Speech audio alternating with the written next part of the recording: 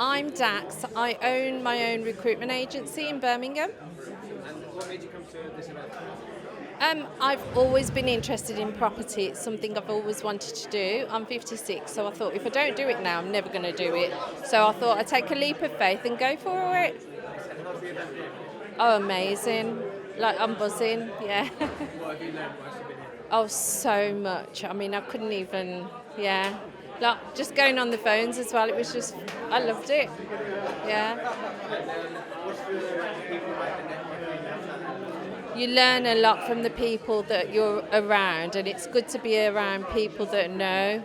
You can learn so many different things from different people and what they do. You know, I didn't know anything about service accommodation and rent to rent and that sort of thing. So yeah, I'm learning a lot.